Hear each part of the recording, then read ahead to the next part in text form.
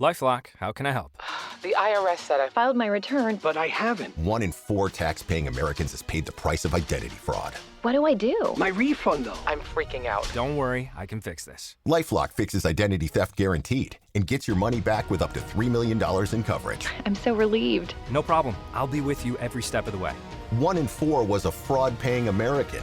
Not anymore. Save up to 40% your first year. Visit LifeLock.com/podcast. Terms apply.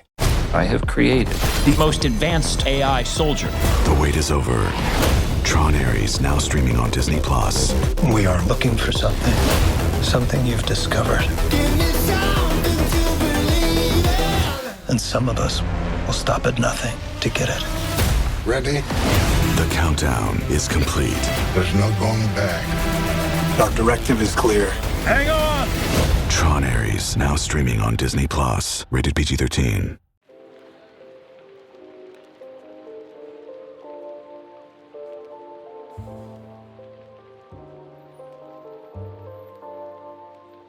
Welcome to Book Talk for Book Talk with Jack and Amy, a literary podcast where we deep dive into the writings of your favorite novels. During this season of Aquarius, we are hosting a book club while we prepare our literary analysis of Sarah J. Maas's A Court of Silver Flames.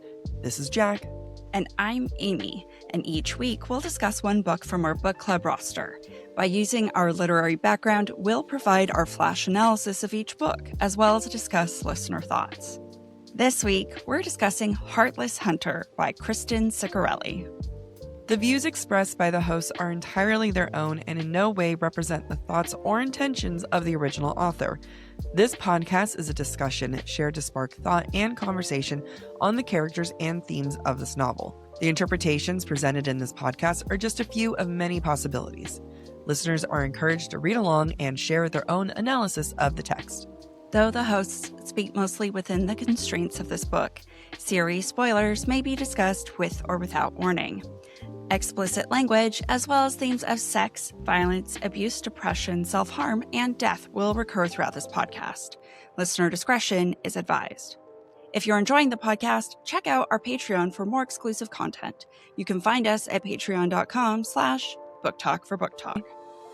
There's like an article I know I want to write for the subtext, and there was like hold on, I just want to like play you the intro of this TikTok. I know this is going to go on the podcast and this has nothing to do, but the TikTok is just the most infuriating thing, and I had to check myself before I wreck myself because her stitches be on, and I'm like, snitches get stitches. Okay, ready? Bitches get stitches.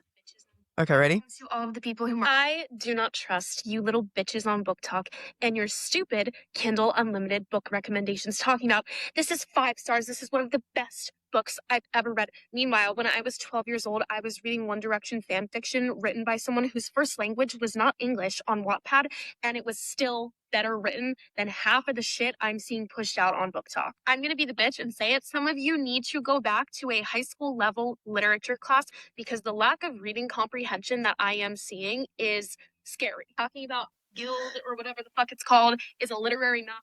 Okay, listen, Arian Barbie. Look at that little. I mean, I'm not going to post her handle because, like, fuck her. But I want to talk about reading comprehension because reading comprehension is your understanding of the text.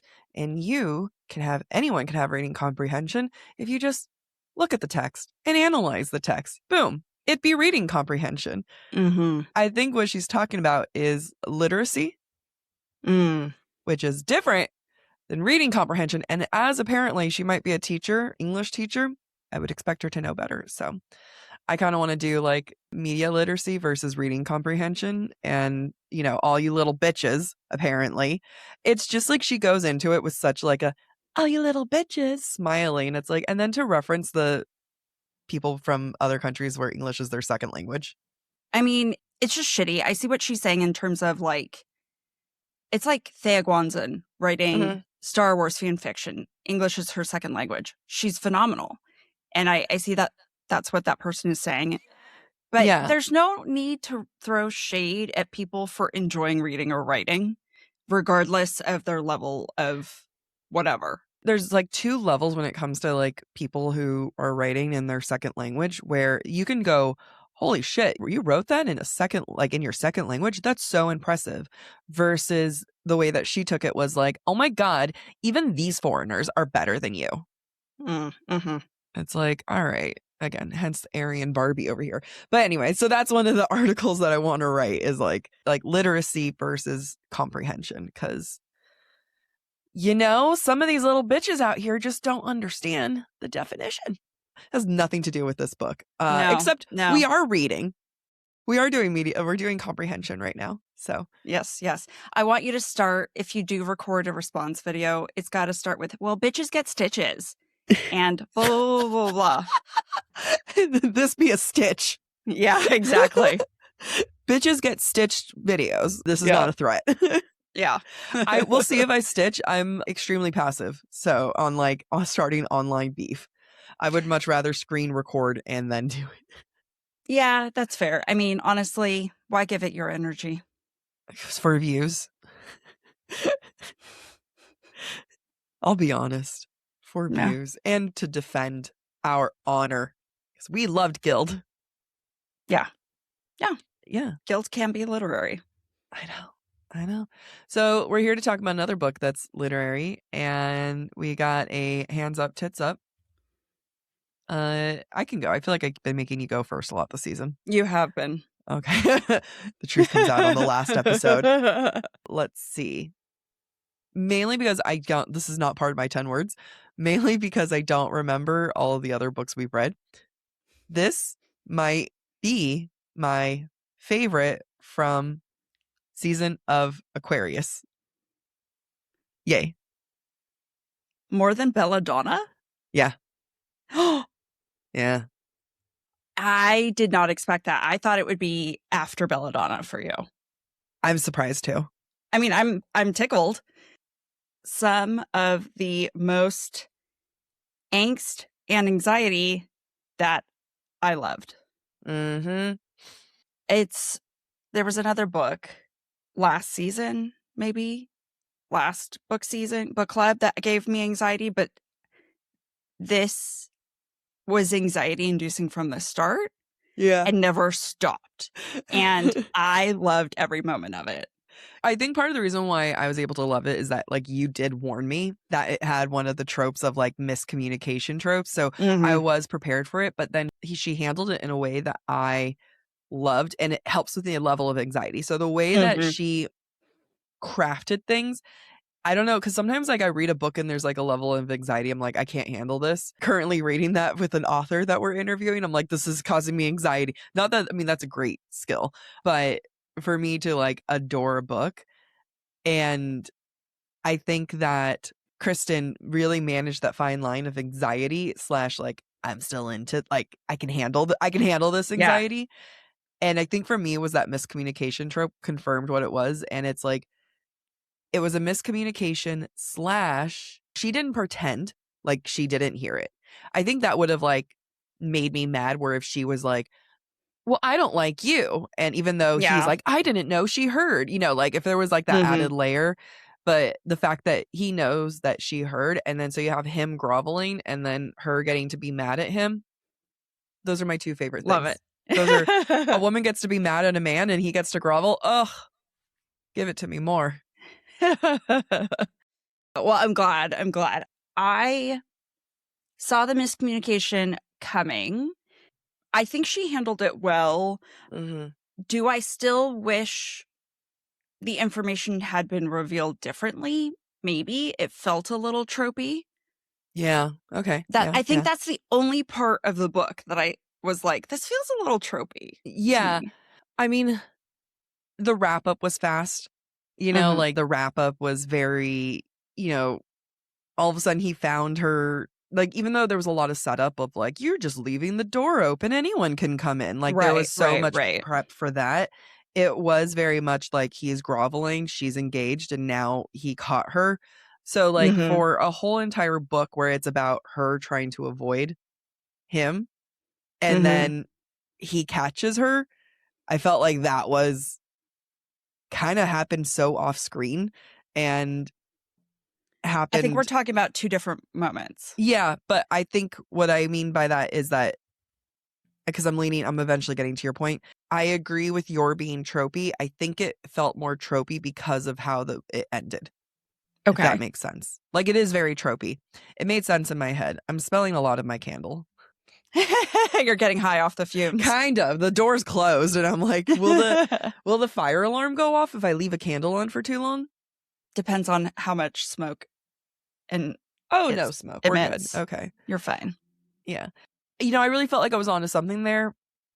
I think it was like 2 instances of like something back to back. Like, I think we can handle tropes, but then when they're back to back to something, it just kind of like, sticks out. I don't know. You talk to me. So you're talking about the reveal. Yeah. And how, is it Gideon is his name? Gideon. And then her name is Rune. Rune. Right. Because Danon. It's spelt like rune as in symbols for spells. And then you're talking about the part where Gideon discovers, or not discovers, where Gideon and like says like, I can't be with her. She was just a lousy lay. Right. I think that was tropey. I actually didn't mind that he discovers her casting room off screen and we only find out about it later. I was actually okay with that because I feel like from Rune's point of view, she would be so caught up in her head about finding out about Gideon's betrayal that she would miss the signs because she cared so much about making sure the casting room was never discovered. It would be that one slip up on her part where he would discover it. So to me, it made sense. Yeah, I think it's funny.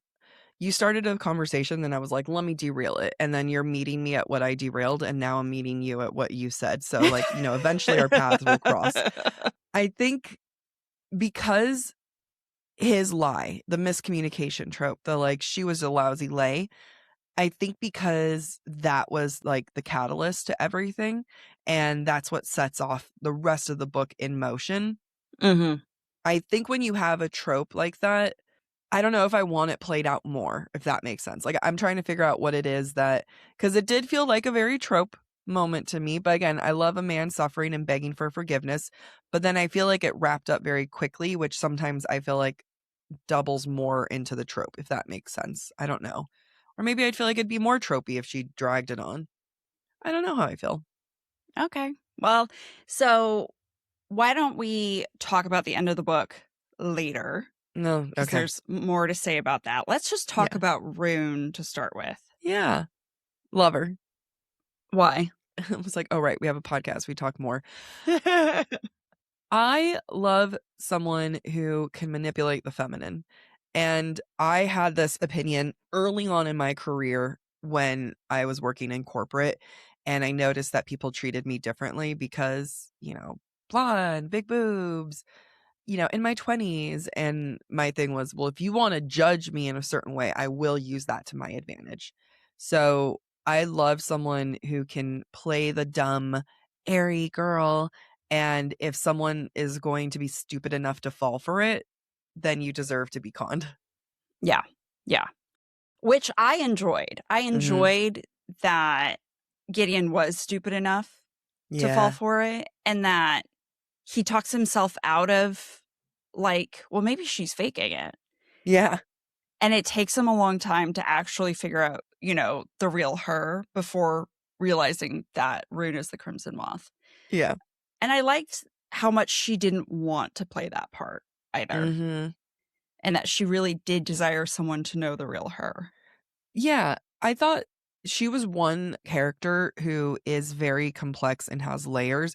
And I feel like it doesn't take much for the reader to see that. And I think that's kind of refreshing. In a lot of books have these really amazing characters that have all these layers to them, but sometimes they're more subtle and sometimes you have to, read behind the layers. I'll even throw in Akatar and Farah there where you're just like, okay, there's layers. And even Nesta, you might look at her and be like, she's just a bitch. And it's like, no, there's layers there.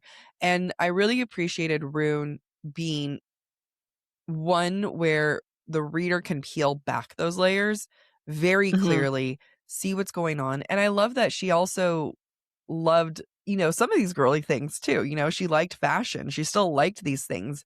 So, it wasn't a complete divide between the two sides of her. Yeah. She certainly embraced both the masculine and the feminine. Yeah. It's not the masculine and the feminine that was in conflict. It was the secrecy that was in conflict. Yeah. And I appreciated that about her. Relatedly, I really appreciated the feminine side of Gideon and how Kristen leans into his like apprenticeship as a tailor under his parents, that he's willing to sew flowers for Rune. It's so in contrast to his captain of the guard, essentially, persona. Yeah. I ate that shit up. Yeah. It was great. Amy, where are we? We're at Romantasy BookCon LA 2026. Which means we are going to be standing all day long trying to meet our favorite authors, walking around everywhere, and thank God I am here with my Vionic Gabby sneakers. And I'm wearing my all suede Uptown sneakers. It's like Vionic made their shoes for book conventions because Vionic's exclusive Viomotion technology is really what sets them apart. They began by revolutionizing medical orthotics, and today they continue to use that science to engineer shoes that leave you and me feeling energized and confident all day. They make the whole shopping experience so easy and breezy that I think I might be getting another pair of Uptown sneakers. You know what? I'm doing it. We're going to more book conventions. They offer a 30-day guarantee. You can wear them, love them, or return them for a full refund within 30 days. If you would like to join the Vionic Club, use code BookTok at checkout for 15% off your entire order at vionicshoes.com when you log into your account. It's a one-time use only. That's BOOKTALK. Vionic shoes, wearable well-being for your feet. They were great contrasting to each other, right? Like you have Rune which another thing I absolutely love about her, where she had to turn in her grandma and she had to lie about it the entire time of, yep, so happy. I'm such a good citizen, burn those witches. And that's something that I feel like you don't always get with these books, where sometimes it's like, I would never do that. I'm going to be loyal to you to the very end. And we start off with like, nope, you got to put on this hard mask. And versus Gideon, who can't lie about a damn thing in his life. Right. Who wears his heart on his sleeves. Yeah. And that way he's a little bit like Kale.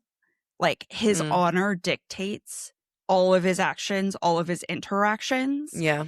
And he begins to understand, but has a lot of conflict by the end because of who Rune is. He has a hard time understanding that you can have morals and beliefs and still have to hide them for your own safety. It's funny. I'm happy you brought in Kale because he's kind of a more developed, older version of Kale, but who's more honor driven, because Kale never went and turned in Selena. Right.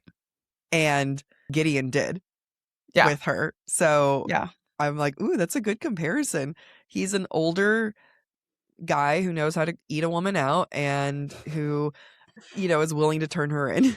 What more could you want? You know what? Nothing. When that scene happened, I was like, I thought this was YA. It is YA. That's not the YA I had back in the day. No. Definitely not. Is there anything else about Rune that sticks out to us? So I similarly liked, and it caused me hurt, I think, as much as it caused her hurt, when she's like, I know that Gideon is wearing a suit that was made by his parents and it's priceless to him. Yeah. And I have to ruin it with wine to cover my ass. And like how much that hurt to do. That hurt me. It hurt me a lot. Rune was willing to do all the things that she needed to do. And I think that's kind of why I was also surprised about her end decision, where she was like, all right, I call quits. I'm going to go live this happy life, which, shows how much Gideon truly hurt her. But, I loved what we see in books, the gender reversal, where Gideon was the one who was assaulted and was continuously assaulted by the former queen. And she's the one who, kisses him, freaks out that like, oh my God, I forced myself on you. I'm a horrible person. And he's like, no, I got a boner, I swear. And which is kind of what he did was like, yeah. It's always the like, do you feel this? Does this feel like I don't want you? And I'm like, okay.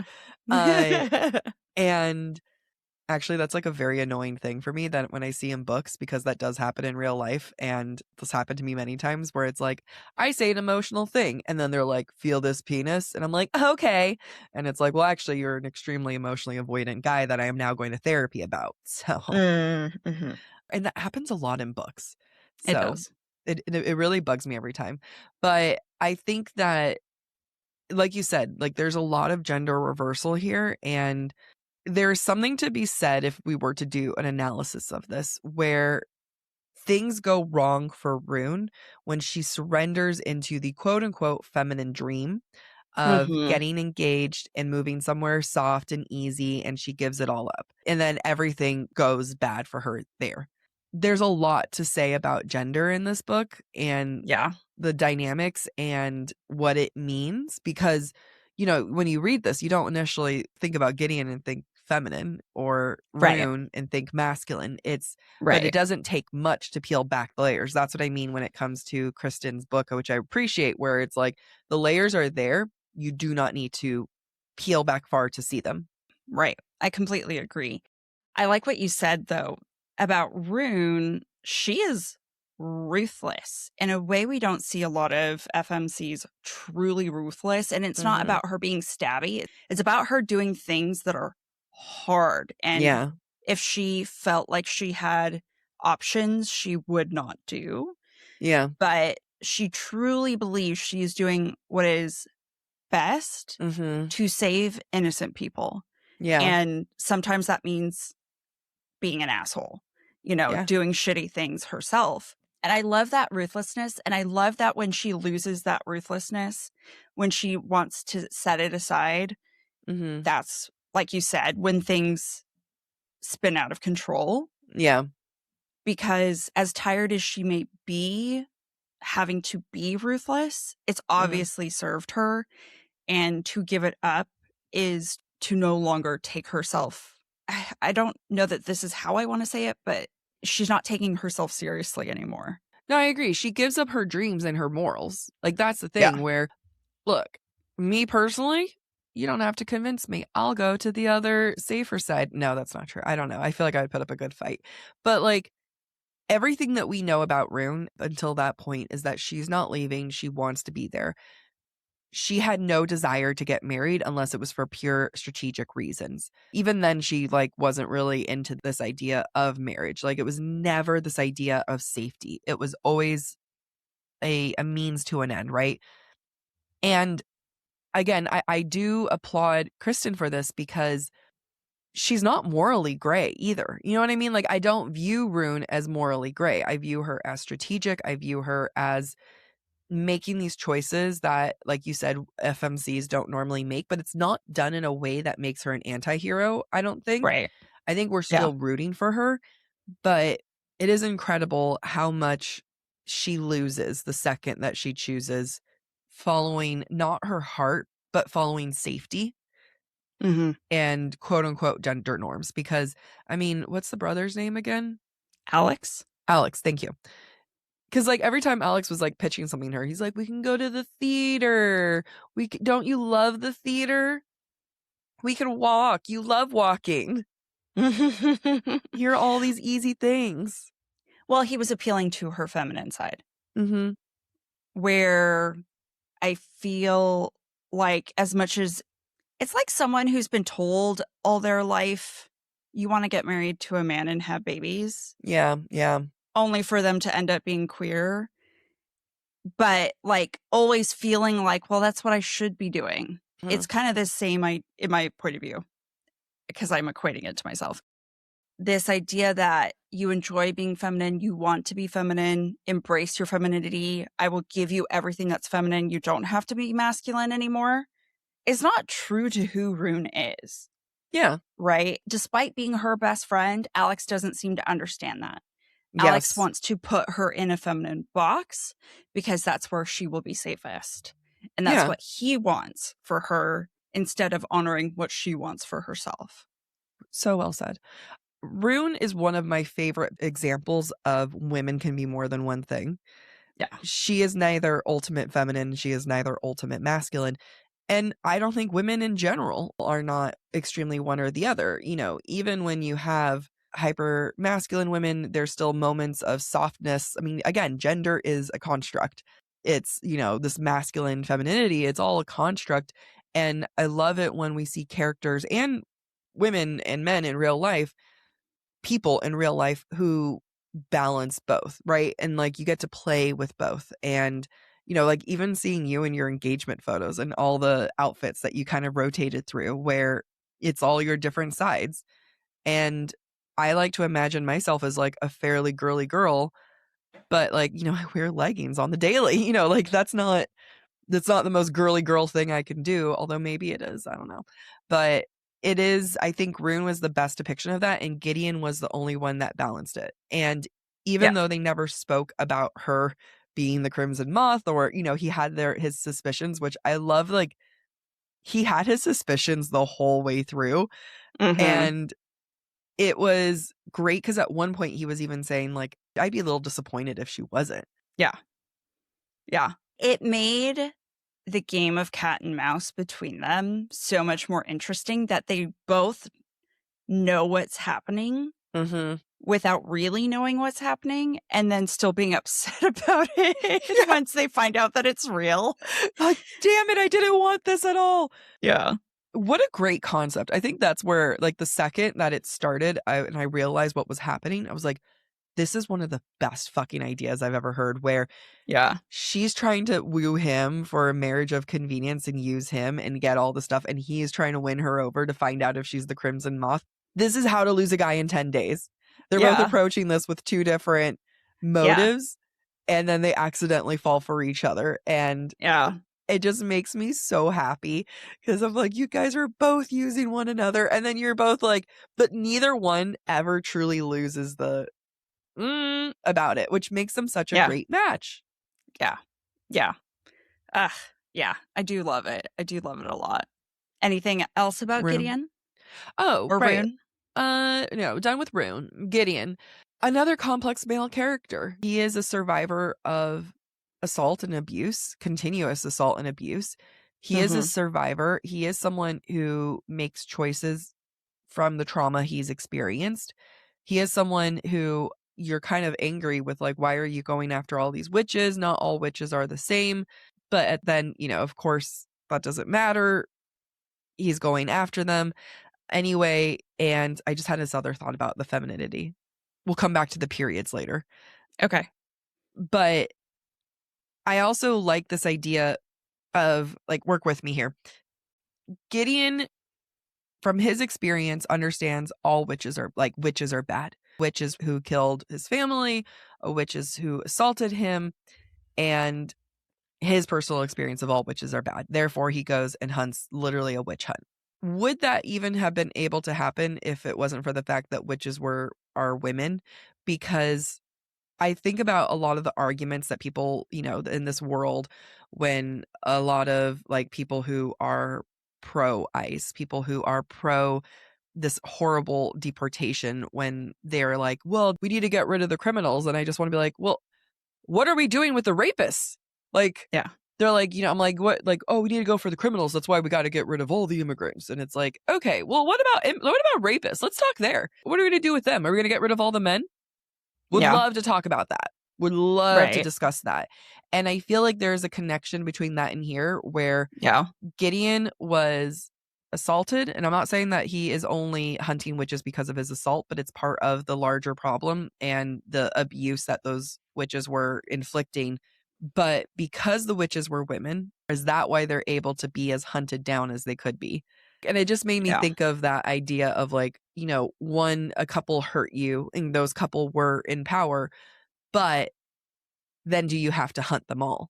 Right. How do you extrapolate the acts of a few onto the many? Yeah. And that's a very human question that we see repeated throughout history. Anytime there is any sort of genocide Yeah. or, Yep. you know, violent acts against a specific group of people because you had one bad experience with one person. Yeah. These hundreds, thousands, millions of people then deserve the pain and suffering that you're causing them. And I understand overthrowing a monarchy, right? Don't I? Don't we understand that right now? Fucking overthrow dictators. Yeah, but perpetuating the harm, there is no honor in that. Mhm. And that's where people like Gideon have lost sight of it, right? And I empathize in the sense that, like, his trauma and his pain has caused him and his family so much irreparable harm. And he Mhm. sees that harm reflected in other people. Therefore, he must be the champion and the savior of everybody. Yeah. No, it's actually not. You know, we could have held these 3 queens accountable. Yeah, like sometimes violence is required to overthrow, you know, and like that's okay. But then to go and hunt down the many is where people go too far. And Mhm. Gideon and being in his mind, I think that I'm always very hyper aware of how sexual abuse is used in a book. And if it's just kind of a plot device, if it's something that we're going to use and then we forget it and we never really mention it again, you know, I feel like sometimes Act of War does that, Yeah. you know, where it's kind of occasionally mentioned and it doesn't have to be mentioned like constantly, but Gideon, every choice that he makes, like when he goes back to his old mentor and is like, I think we're going too far. And the mentor reminds him of everything. And then we get Alex's point of view. We hear Rune talks about not being able to be in the house knowing what happened, right? Like we have his reactions to things and it makes it completely understandable, right? Like, I mean, Yeah. I don't agree with like hunting, you know, an entire group of people just because, you know, some hurt you, like horrible people horribly hurt you, but it makes it very, I mean, it was a great job from Kristen to take us down that path. And I feel like sometimes male characters can be an accessory to the FMC Mhm. when it comes to like, you know, they're busy being like, I'll burn down the world for you. And it's like, you're, you know, I mean, you're kind of moving the plot along in ways. Not here. Not here. Yeah. I felt like he was truly his own character. I completely agree. And what I like about it and where this book left off and where I hope the next book goes is the fact that Gideon has to undergo a lot of healing and change Yeah. in order for there to be a happy ending. And it's not Yeah. all completely reliant on Rune as the FMC. Like the Mhm. MMC has some work to do. And I appreciate that. And I appreciate that Kristen seems like the author that is willing to do that work. Yeah. I mean, the fact that Rune goes off into the sunset, I mean, right, goes hiding into the sunset with his abuser. Mm-hmm. Oh my, the complicated emotions that, I mean, there was one part where Rune says, my queen, and I was, the betrayal, you know, like that was the first time that I felt betrayed by Rune, but that is her queen. That is the witch queen. And she's supposed to go along with it. And I mean, that was also her friend who was not her friend. I mean, she's going to discover really quickly, like, oh, wait, I actually don't support this woman. She's horrible. But yeah. Do you know what I'm talking about? Yeah, I know what you're talking about. Okay. I have so many feelings about it. I can understand Gideon's feeling of betrayal. I can also understand Rune is now trapped. She's repeating her history of, I have no other choices. I have to lean into a disguise that will keep me safe while I figure out how to make my way in this new reality. Yep. I don't think she has any loyalty to Cressida. Oh, yeah. I don't think she has loyalty. I think she's going to be battling from within. And this is me having not read Rebel Witch. Yeah. But poor Gideon, man, he's been thrown under the bus or just, just thrown around. Just thrown around. He feels like, you know, my mother at a young age said, well, when we lived on a farm, to kill the chicken, you grab its head, you wind it up a couple times and then snap it. And then, because they have a second brain further down their neck, they'll keep running. Yeah, there's like that one chicken. It's just like, I I feel like that's what's happened to Gideon.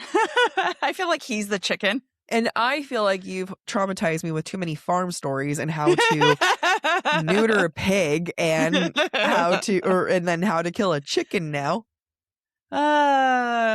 Yeah. For someone who's been a city girl her whole life, I know a lot about farms. You drop some farm knowledge occasionally and traumatize us all. Yeah. Oh my God. But yeah, I know I can see what you're saying. Because there was that one chicken that lived without its head for a while. Yeah. Sorry, I keep imagining you spinning your hand around with a chicken in it. Not on this podcast. Not with the Sexy Chicken podcast. Oh. With if we have any new listeners and you guys don't know what we're talking about, go listen to season Mist and Fury. 2. Yeah. Yeah. Wow. There's a chicken behind Amy. Yeah. Winner, chicken dinner. Hey, well, I need to hang my chicken photo back up, especially for Mist and Fury or Silver Flames. But yeah, it is. I did read the what's coming, in the next book or just the trailer in the back. Yeah. The first chapter. Yeah. Oh no, I didn't read the first chapter, just the description of the book. And okay. And it was they're against each other, but then circumstances lead them to have to partner with one another. Oh no, right? And I was like, I knew they were going to have to partner with each other again. They never partnered with each other to begin with. Yay! Yeah, it did keep me enough on my toes where his partner, who was just keeps go sleep with her, go sleep with her. Did you sleep with her? Mm-hmm. Where I was like, there's either something going on with you, or what a great complex moment of another female character that's treating sex and using women with sex and using them to get something else. What an interesting narrative and discussion there. Plot twist, it's an ad break, but we promise it is still canon. I decided to start taking a GLP-1 because it was the final missing piece to my comprehensive wellness journey. Last year, my health was going to be my main priority. And for me, my wellness goals include energy, consistency, and long-term health. And Brello was able to bring a provider guidance that has made this process feel very supportive and legit. What's so great about Brello is the focus is your long-term health. Your provider is committed to a sustainable approach to your wellness. Brello focuses on habits, education, and provides that structure for you to ensure that longevity along with provider oversight. I've used other services before, and Brello is the only one that has their provider call me and actually talk to a real human being who is able to answer my questions. But beyond that, you also get access to an amazing private online community for support and accountability. Brello also has an easy-to-use app to track progress. It manages reminders and stays on top of renewals. Everything's managed online, making it easier to stay consistent over time, and the medications are delivered to your door. Brello has clear upfront pricing with one flat monthly cost. If you're approved for a GLP-1 plan, they start as low as $133 per month with a 3-month commitment. Go to BrelloHealth.com to see if you qualify and explore their GLP-1 plans, starting at $133 per month for your first 3 months, plus access to their app, community, and wellness classes. That's BRELLO health.com. All patients must meet with a healthcare provider prior to any medication being prescribed or dispensed. Any medications ultimately dispensed to a patient will be done pursuant to a valid prescription from a healthcare provider. Compounded drug products are not FDA approved. FDA does not evaluate compounded products for safety, effectiveness, or quality. Compounded medications are not reviewed or verified by the FDA for safety, effectiveness, or quality and are not FDA approved. Not available in all 50 states. I'm preparing to get married, which means I'm thinking a lot about what it means to merge finances. And I think I'm going with Chime. Chime isn't just another banking app. They unlock smarter banking for everyday people with products like MyPay, giving you access to up to $500 of your paycheck anytime and getting paid up to 2 days early with direct deposit. Some of these old banks still don't do this. We're at Romantasy BookCon, and I don't get paid for another 2 days. I could really use Chime right now. I don't get paid for another 2 days too. I'm really sad it's not stopping me from buying everything, but it is also making me want to switch to Chime. Because they don't have overdraft fees, minimum balance fees, or monthly fees. You can also earn up to 3% APY on savings. That's 7 times higher than a traditional bank. It's also rated 5 stars by USA Today for customer service because they have real humans 24/7. And with the Chime card, it's the new way to build credit history with your own money and get rewarded every single day. There's no annual fees, no interest, and no strings attached. Who can resist that? Chime is not just smarter banking, it's the most rewarding way to bank. Join the millions who are already banking fee-free today. It just takes a few minutes to sign up. Head to chime.com/booktalk. That's chime.com/booktalk. BOOKTALK. Chime is a financial technology company, not a bank. Banking services, a secured Chime Visa credit card, and MyPay line of credit provided by the Bancorp Bank N.A. or Stride Bank N.A. MyPay eligibility requirements apply, and credit limit ranges $20 to $500. Optional services and products may have fees or charges. See chime.com/fees info. Advertised annual percentage yield with Chime Plus status only. Otherwise, 1.00% APY applies. No min balance required. Chime card on-time payment history may have a positive impact on your credit score. Results may vary. See chime.com for details and applicable terms.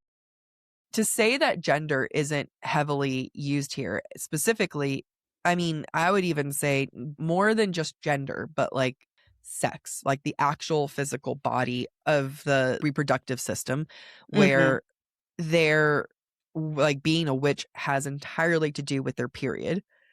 And I love that. I love it. And it reminds me of all the TikToks where it's like, are you on your period during this full moon? That's your sign that you're a blood witch. And I was like, or it's a sign that my period goes every 28 days. and it happens to be synced with the moon. And like, that's kind of how it all has happened. Because if we were to sync up perfectly every 28 days, we would have the perfect amount of months in the year. And we would never have to do leap year. And then it all would also kind of have to revolve around women's cycles too. But God forbid. God forbid. Yeah, I loved it. What about you? I did too. I love that it's an interesting play on how history has viewed a woman coming into her menstrual cycle as damning. Yeah. In the sense of, on one hand, we're going to glorify it because they can now have babies, right? Yeah. And that's their purpose.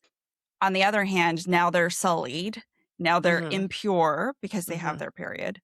And in this case, you know, for Rune, it's not the, oh shit, now if I get assaulted, I might have a baby. It's now a, oh shit, if I get found out, I'm going to get killed. Yeah.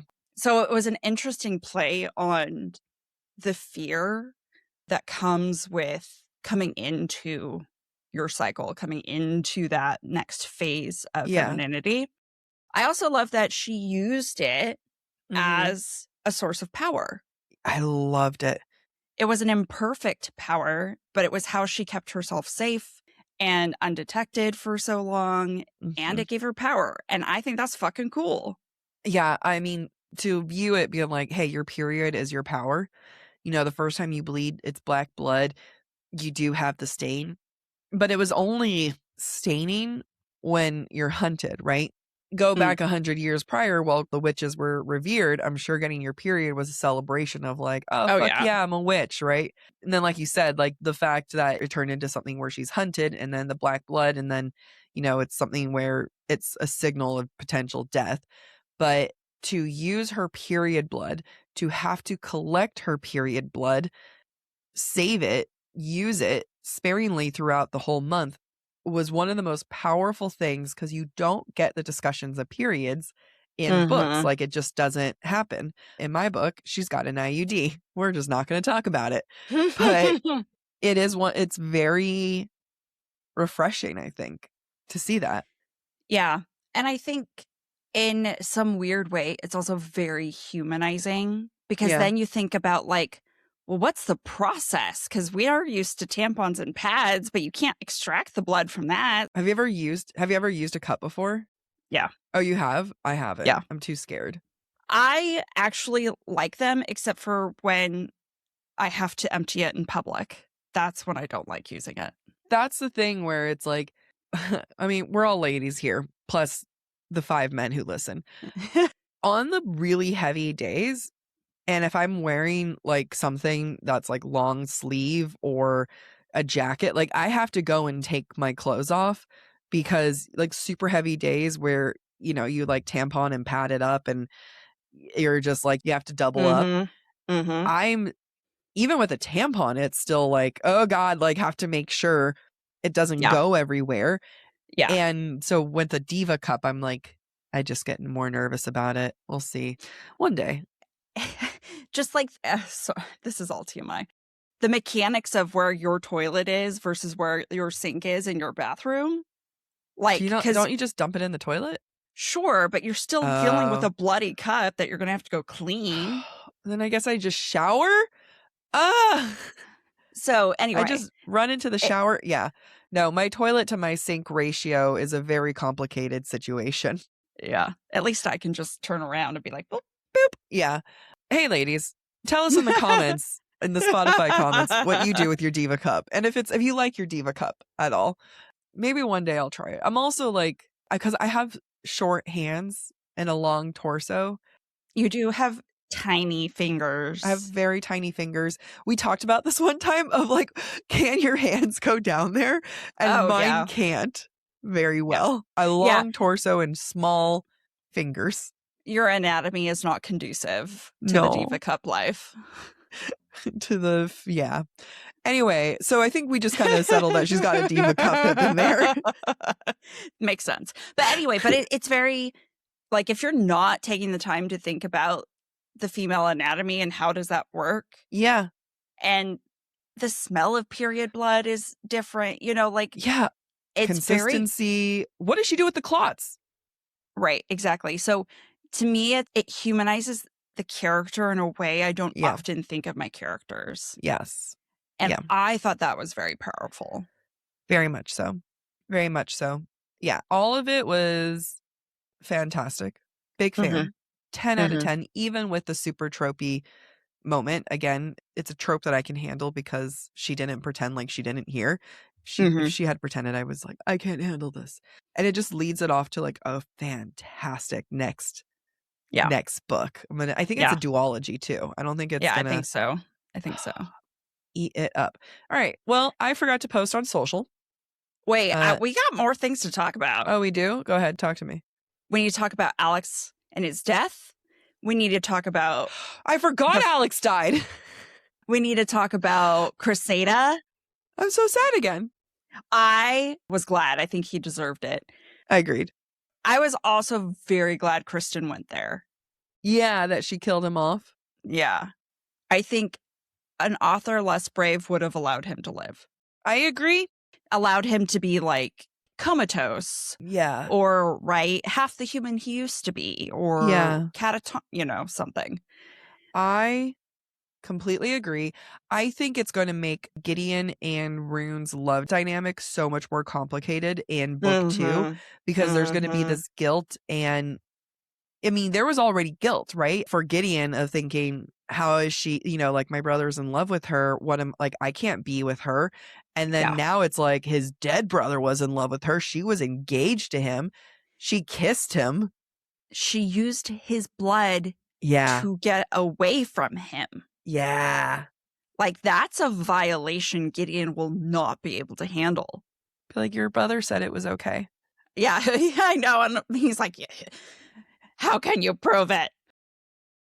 Sleep is important to everyone, but I am bipolar, and sleep is one of the most important things that I can do to protect not just my mental health, but my physical health. I always strive to get around 8 hours of sleep a night. Honestly, I have to shoot from 8 to 10 hours a night. And it is so important for me to know that everything in my body is helping me get that balanced sleep that I really need. For me, the big shift was realizing that sleep isn't just about hours. It's the foundation for everything: performance, mood, focus, recovery, even how you age. The part that surprised me is that you can't fully understand your sleep without looking at your lab tests. If your sleep is off, your results will likely show it with elevated inflammation and shifts in glucose and cholesterol. And when sleep improves, that's going to show too. That's what I appreciate about Function. It gives you real data so you know what's happening inside your body. Sleep isn't just a habit, it's biology. And if you want to look deeper to see whether you're improving it or troubleshooting how to improve it, you have to measure it. I have my first appointment with Function to get my blood drawn for next week. What I did appreciate about it, though, is that they are making sure that it's coordinated around my period. They weren't just like, come here, give us blood. It was like, hey, let's make sure you get the best results possible. Be like Jack and own your health. Start by understanding what's happening beneath the surface. Function gives you access to 160 plus lab tests each year, including advanced markers for heart health, inflammation, stress, hormones, toxins, and more for $365 a year. Learn more and join Function using our link. Visit www.functionhealth.com/booktalk or use gift code BookTalk25, that's BOOKTALK 25, for a $25 credit toward your membership. We are going to so many book conventions the next couple months, and do I need a whole new wardrobe? I think so, because I'm not prepared for weather in New York. Honestly, I am not about the fast fashion. I am all about Quince and how they prefer quality over quantity. Quince makes high-quality wardrobe staples using premium fabrics, like 100% silk and organic cotton. They even have a lightweight cotton cashmere sweater that's perfect for the changing seasons, especially in New York. And they have amazing spring colors, so I'll be able to be very versatile with all of the cute sweaters they have. Quince clothing is consistently rated 4.5 to 5 stars by thousands of customers. Real people wearing these pieces every day actually love them. And honestly, they're better than some of my favorite expensive brands. I personally love my boyfriend sweater that I got last year, and I still wear it all the time. And I'm sad that it's going to be warm, so I guess I'm going to have to find another sweater. Stop waiting to build the wardrobe you actually want. You don't need a closet full of options. You just need pieces that work for you. Right now, go to quince.com/booktalk for free shipping and 365-day returns. That's a full year to wear it and love it. And you will. Quince is now available in Canada too. Don't keep settling for clothes that don't last. Go to quince.com/booktalk, BOOKTALK, for free shipping and 365-day returns. Quince.com/booktalk. I think Alex was a great example of someone that I didn't like just enough, because I never was a hardcore, I hate him, please kill him off. You can see the love that he had for her. He was willing to like steal the coin. He was willing to go there. I think the reveal of letting the queen go at the end was a fantastic reveal. I was actually surprised by that. I was too. But it's incongruent enough with his actions that when it is revealed, you're like, yeah, that makes sense. That tracks. But it's still a shock because you're led to believe the opposite for so long. I liked him because Rune liked him. I didn't love him. Yeah. But because Rune felt so safe with him, despite my disagreement with his approach and how he approached Rune, I understood her love for him and her need to have him in her life. So it was very sad when he died because you're mourning her loss. You're not necessarily mourning him. And you're mourning the pain that Gideon's going to go through because everything was for Alex, to keep Alex safe. Yeah. But did he deserve to die? Yeah, he did.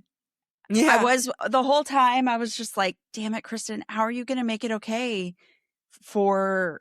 Alex isn't going to give Rune up. No. Alex is going to betray Rune if you let her leave him for Gideon. And he's a bit of a little pushy asshole. So I was really glad. I was sad. I was sad, but I was glad. You're like, oh, thank God, another one bites the dust. One obstacle out of the way. But like, he's an obstacle that was out of the way that only provides another obstacle. Yeah. Which is, I love chef's kiss with that. It is great because of how safe Rune felt with him. And he did do enough things to actually protect her, to when she got her period for the first time, when he took care of her. I mean, like, I love it because I feel like we all have, whether we've been that person or we know that person who is like, he's like a brother. I'm going to crawl into his bed and he's going to cuddle me. It's not like that. It's platonic. You know, like whether we've been that person or we know someone, it's hilarious because it's like, oh, you dumb hoe. Yeah, But stop lying to yourself. I know. But even in that moment when they kiss, there's that slight bit of attraction in there with her too, where she was like, there's a slight, she was like, it's not as much as Gideon. I can work with this, you know? Yeah. Yeah. And I respected that too, because his death is also there was potential. Like, she realized at the end there is potential, and he never should have pushed her to leave. He never should have pushed her to not be her best version of herself, which is going and saving people. And his own desire was his downfall too. Right. Yeah.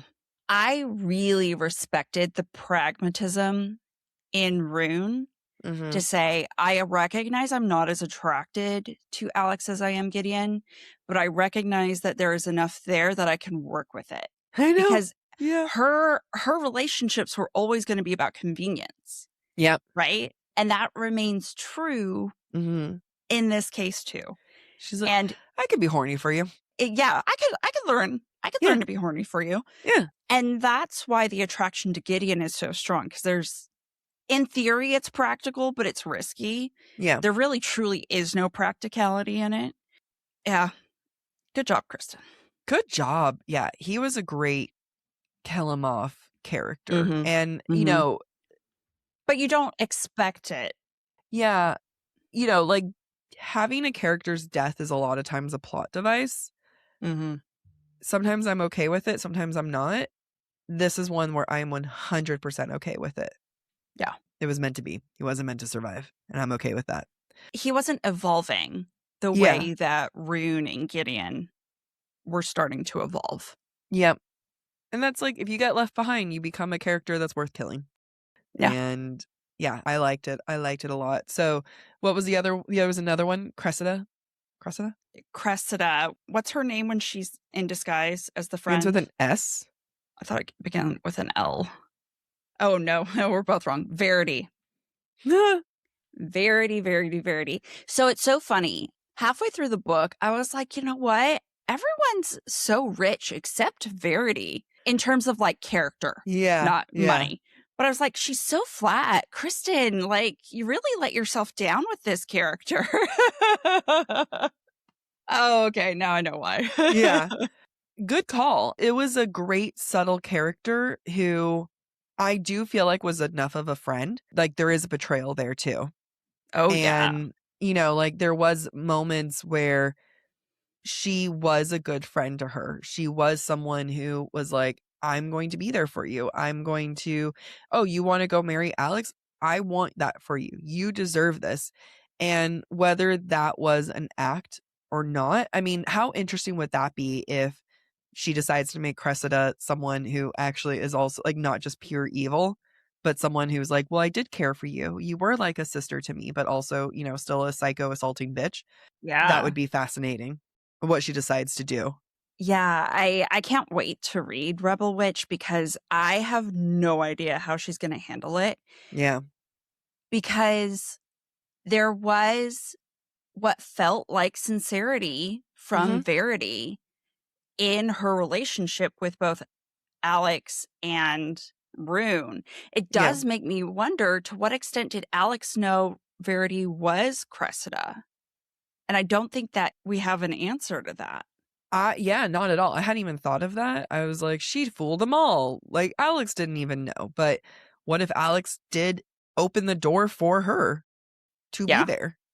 Yeah, exactly. That would be very interesting.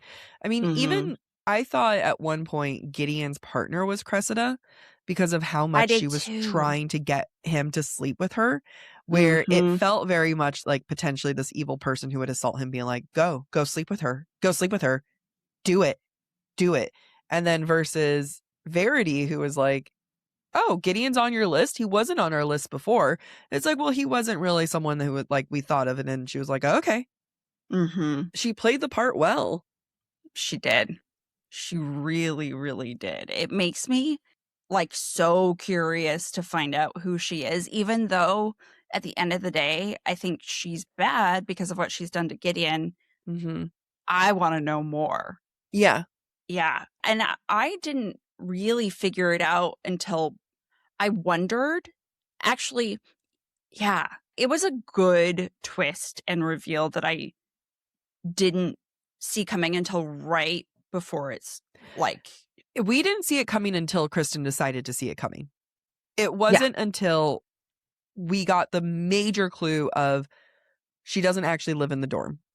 Mm-hmm. Like, that's the thing where it's like, we didn't get it until like, I mean, I don't know when you figured it out, but like, you know, like all of a sudden there was some glaring moments where Verity's clearly lying about something. Right. I figured it out just before that, and I can't remember what it was. I did wonder about it when the Pillar of Fire happened at the big dinner thing. Same. Because I was like, Verity was there. Where did Verity go? But I assumed that the brand on Gideon, because she said it was a curse. I thought it was the curse activating. Ooh, I don't know why. Because it was like interesting. it detects his love for her. I don't know. Yeah. But I did start to suspect. And then I thought about the fact that like, oh, one of the first times Rune sees Verity at the opera, at the early part of the book, she makes a comment that was my dress from last season that Verity added sleeves to, and little things like that to cover her arms, because that's where all of her marks would be. She's always got sleeves. Oh. Because she probably continued to do magic. Because even though she was in a new body, she kept magic going just to keep the illusion going the whole time. Good call. So I think there were enough clues, but they were so subtle that I think Kristen did a really good job with that reveal. Yeah. Good call. Yeah, it was a good betrayal. And it was very purposeful. I want to know, has Kristen written other books? I'm going to have to pull this up anyway. Let me see. Yeah. I'd be interested to read her other books. Yeah. All right. So, understandably, there's over 386,000 reviews on there. Or ratings, over 56,800 reviews. And it's rated a 4.17. All right, I'm going to read some 1 stars. Okay. Just so we can argue with them. DNF 43%. My little toe had more chemistry with the foot of my bed than whatever those two had. What? Really? They were hot for each other from the get-go. Someone wrote, a menstrual cup would have been a game changer for her. She had it in a vial. Yeah. How else would she have collected it? I think that person thinks that like she would just reach under and start using her blood. Here's a longer 1 star. Isn't the point of art to tame the monster in us? ARC provided NetGalley, trigger warning, blah, blah, blah. This was one of the most anticipated reads of 2024, and I am devastated to be rating it low. Blah, blah, blah, blah. I'm unsure how much to say without accidentally giving too much away, which means I'm reducing vague. Okay. First, I want to say that this should not have been a YA novel. It felt new adult. It felt like it had been written for a new adult audience, and the timeline simply doesn't make sense if all of the characters are in YA age range. I will be shelving it as NA despite the new adult. Okay, that's fair. I don't feel like it's YA either, but I don't think that's a Kristen fault. That's probably a publisher fault. Publisher's fault. Yeah, that's also not like a 1 star. Okay. Anyway, beyond that, still trying to stay as vague as possible, I was bothered by the entire plot. So much of the premise revolves around sexual assault victim being pressured into sleeping with someone to properly inspect their body. While this is met with discomfort, it's still a sizable portion of the book and never truly condemned. I think what's interesting is that a man who was forced to be sexually assaulted is now using sex. Like, he was used and now he has to use someone. And I think that's a complicated dynamic. Yeah. I mean, I can understand if someone is triggered by that. Yeah, absolutely. I think it's complex because he is not handled with kid gloves the way a woman who is a survivor of sexual assault might be. Yeah. Right? He's expected... I don't want to say kid gloves, but I think... Sorry, not kid gloves, but he's not considered fragile. Yeah. There's like a certain... Men in society have this suck it up attitude. Right. You don't talk about your emotions. You don't... Yeah. Right. Where I would consider Gideon very fragile. I would consider him very needed to be treated delicately, and he's not. And what he's willing to put himself through and sacrifice of his own sanity for the sake of his honor and killing witches. I think that's a complex question and concept. And it really shows how much he is willing to give of himself for what he thinks is the greater good. Yes. I can understand it be very triggering and not being very palatable. I thought it was a great, complex question. And I think what, the reviewer said something about like he isn't condemned through it. Well, no, because the only people who know about it is the one other person pressuring him, but he's condemning himself the whole way through. Yeah. He hates it. Okay, this one is kind of funny. It's a 1-star. Blood magic plus witches plus witch hunter, and she uses period blood to cast spells. There's an open door scene, and they say the F word several times. Not appropriate for YA. They say the F Tell word. me you're Amy. conservative. I know. That's really funny. I mean, if someone is truly looking for YA, so here's like a larger question. Can YA have sex scenes? And do you have to say, absolutely, you can't have, and even though there was more detail, it wasn't super detailed. It was more detailed than a lot of like YA than I've read, but there's no like, and then I parted her lips, like it was still vague enough that I had to like rewind a couple times, but like, did she just come? Like I couldn't like, what just happened? So if this is going to be YA, to me, it didn't read YA. YA is usually much faster pace. There's more coming of age element to it. Yeah. Yes, I agree. I have a soapbox that I'm climbing on right now. Let me get comfy. So I knew people growing up who refused to allow anything to do with homosexuality. Even the word gay, lesbian, homosexual was not allowed within the vicinity of their children. Yeah. To prevent them from possibly becoming homosexual. And I remember another friend, these are people associated with my conservative background, right? I remember when Goblet of Fire came out, and my friend's aunt read it first and then told her mother, you can't let her read it. Somebody dies in this. Oh. And there's dark magic involved. And I'm just like, you can't shield. If a young adult, AKA a teenager, wants to go have sex, they're going to go have sex. It doesn't matter how much you shield sex from them in the media that they consume. If you want to keep your child away from death, I'm sorry, death happens all the time. Yeah. And killing is not great, but just watch the news. Like, I know. There's only so much you can protect people from, and why not have it be part of the conversation that you talk to them about rather than keeping it from them only for them to resent you about it later or not understand why you kept it hidden.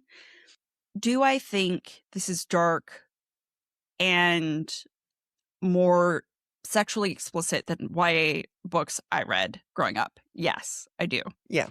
However, if I had found this at the age of 14, I would have eaten this shit up. This is the kind of stuff I was reading online anyway. Well, I was going to say, was this the most, if you were to compare this to what you read as a 14-year-old, was this the most explicit thing you were reading? No. That's the thing. I was reading NC-17 rated Buffy Spike fan fiction online. I had Lime level, it was, we're reading much filthier things. Like, that's the funny thing is like, if your child is reading something, they are reading much filthier things online. And it's just, you'd want to have a healthy conversation around it. Now, I understand that there are some people who they do not want anything to do with sex in their books. Like, they don't want anything explicit. And, fair enough. To blame it because it's YA, I don't think that's, the move.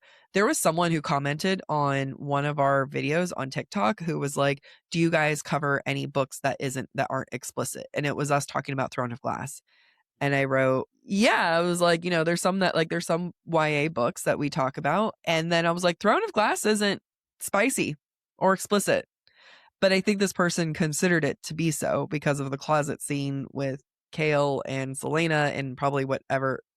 Which doesn't happen till Crown of Midnight. Yeah. But like, everyone has their degrees of spicy. And it's so complicated because, I think, remember at least Kova, yeah. thank you, who we interviewed. Yeah. We talked about not having spice in books, and she said like, well, there's just some readers who don't want it at all. Yeah. And hers were closed door. Yeah. But she was saying that some people even view hers as like too spicy. And, who am I to say if someone is, like, that's too spicy for you? Like, babe, there's so much more spice, which may be true, but I'm not here to condemn someone who doesn't see that. But to mark it as 1 star because of it is like, then that book wasn't for you. Yeah. I think, like, I don't know if there were trigger warnings because I don't have a physical copy of the book. But look, I think people are allowed to avoid whatever they want to avoid. Yeah.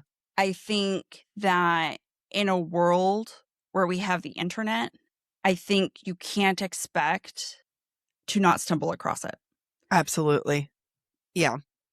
I mean, you and I are very sex positive on this podcast, so it's just kind of like the more you harbor sex, the more you are just making it a big deal out of it. My mom was very sex positive when I was a teenager, and I had no desire at the time to have sex.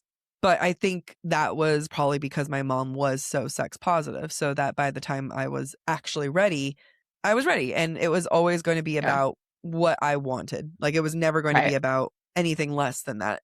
So, we have, would you say your household was sex positive? No. Okay. I mean, sometimes you'll say things about like what your parents would say, and I'm like, that's so not Mormon of them.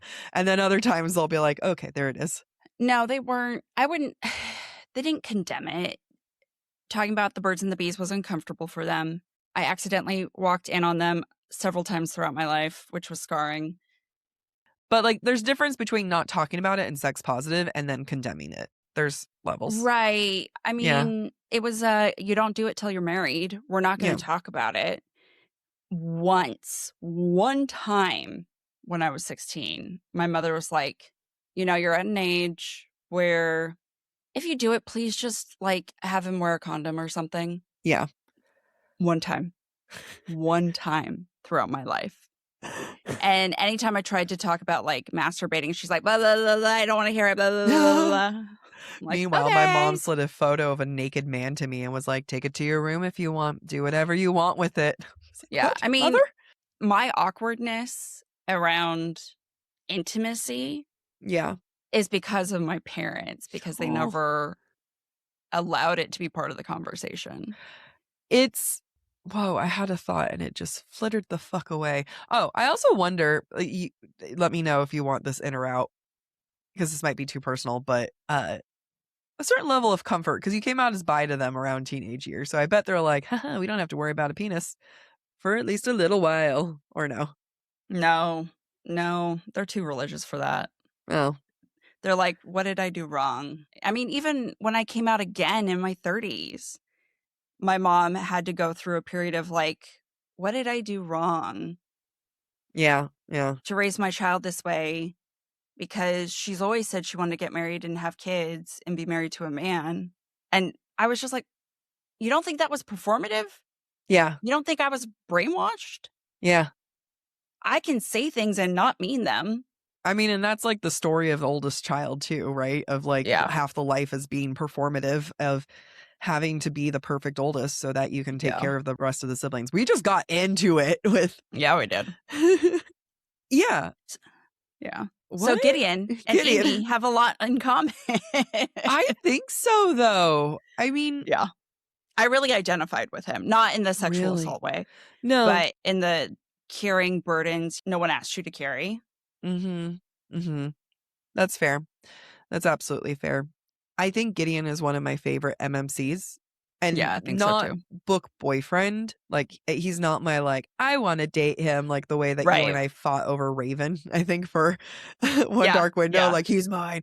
But like, I think Gideon as an MMC is just one of my favorite characters, period. Yeah.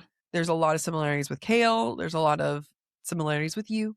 And you're my favorite character. So there's a fair amount of like, I was perusing some of the 1 stars. There's a disturbing amount of people who talk about the period blood. And a lot of them are Grow women. up. Huh? I know. And they're women. And I think what this book does, I feel like if people were being honest about some of the things that they don't like about the book, I'm not assuming this is every person, but you know, people who are talking about the period blood and maybe even the sex, is internalized hatred for women that even women have. And I feel like this book celebrates not just women, but the concept of femininity, the concept of gender, of it not being necessarily just male, female, but also celebrating, you know, the reproductive system of females. Like, I think there's a lot of celebration of that and having to get down and dirty with it. And the fact that I was perusing so many 1 stars and the amount of women, they're like, period blood, period blood, period blood. I'm like, that is internalized misogyny. That is internalized. You guys are just really hating this. And I didn't tell you this. So go ahead, keep going. Oh, Sorry. I was going to say, I feel sorry for those people, because to what extent do you hate yourself? Yeah. If you can't even stand period blood in a book. I know, right? I would hate to be you when during your period. By the time I got my period, my dad was alive for like 6 months after that. But it was mainly like my mom and I, so it was never a shameful thing. And then when I was first major corporate job, I was like, why am I hiding a tampon to go to the bathroom? Like, I'm gonna just walk with it. And I was like, during Christmas, I was with my mom and her husband was there. And then my uncle came over and I had really bad cramps. So I was just kind of propped up in the corner. And my mom was like, oh, Jack's not feeling well. And I was like, say it what it is. I'm on my period. I have really bad cramps. And she just kind of was like, oh. And I was like, they've had wives. They have daughters. And I said that. I was like, they have wives. They have daughters. Like, they, you know, like, do you think that they don't know about what periods? It is?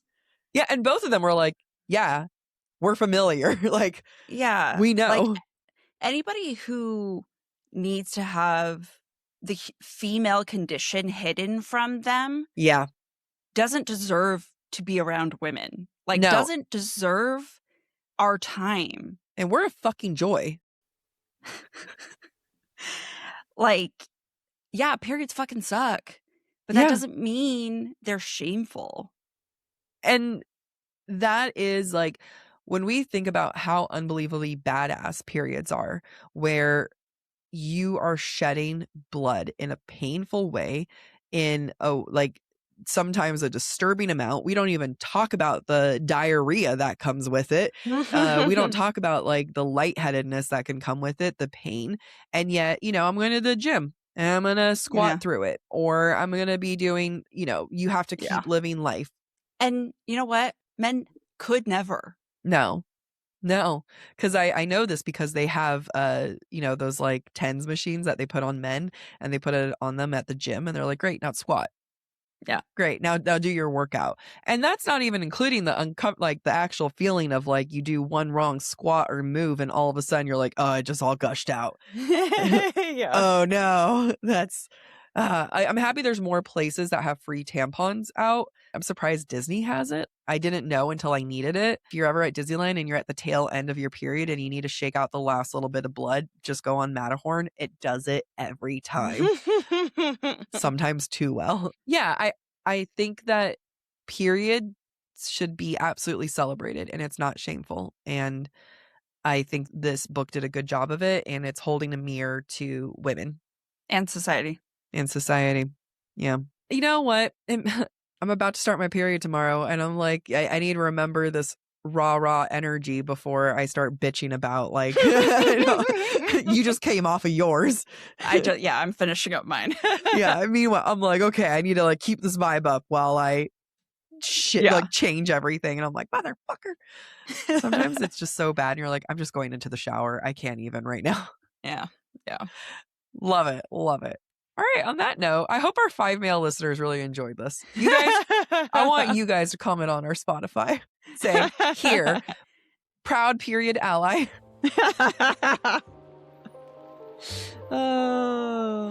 Okay.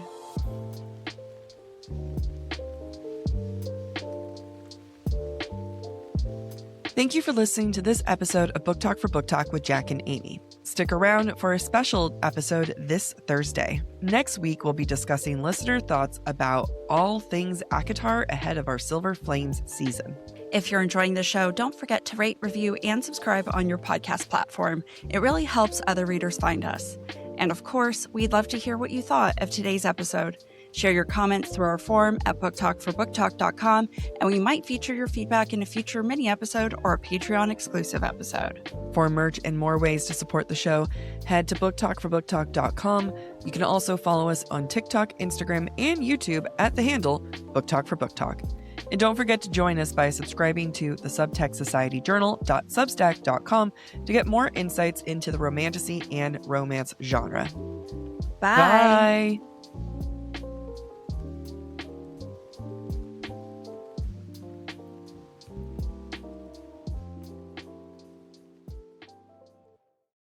I decided to start taking a GLP-1 because it was the final missing piece to my comprehensive wellness journey. Last year, my health was going to be my main priority. And for me, my wellness goals include energy, consistency, and long-term health. And Brella was able to bring a provider guidance that has made this process feel very supportive and legit. What's so great about Brello is the focus is your long-term health. Your provider is committed to a sustainable approach to your wellness. Brello focuses on habits, education, and provides that structure for you to ensure that longevity along with provider oversight. I've used other services before, and Brello is the only one that has their provider call me and actually talk to a real human being who is able to answer my questions. But beyond that, you also get access to an amazing private online community for support and accountability. Brello also has an easy-to-use app to track progress. It manages reminders and stays on top of renewals. Everything's managed online, making it easier to stay consistent over time, and the medications are delivered to your door. Brello has clear upfront pricing with one flat monthly cost. If you're approved for a GLP-1 plan, they start as low as $133 per month with a 3-month commitment.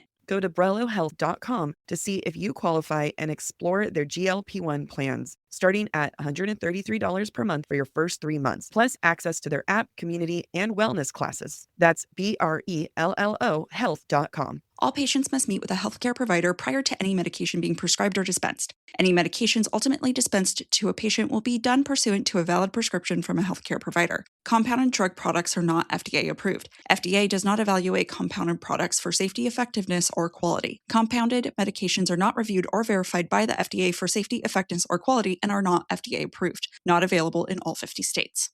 I'm preparing to get married, which means I'm thinking a lot about what it means to merge finances. And I think I'm going with Chime. Chime isn't just another banking app. They unlock smarter banking for everyday people with products like MyPay, giving you access to up to $500 of your paycheck anytime and getting paid up to 2 days early with direct deposit. Some of these old banks still don't do this.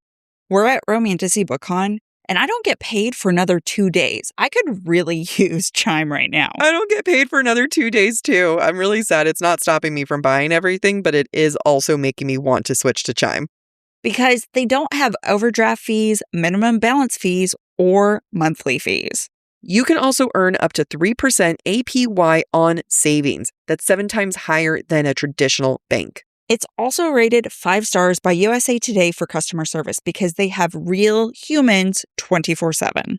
And with the Chime card, it's the new way to build credit history with your own money and get rewarded every single day. There's no annual fees, no interest, and no strings attached. Who can resist that? Chime is not just smarter banking, it's the most rewarding way to bank. Join the millions who are already banking fee-free today. It just takes a few minutes to sign up. Head to chime.com/booktalk. That's chime.com/booktalk. BOOKTALK.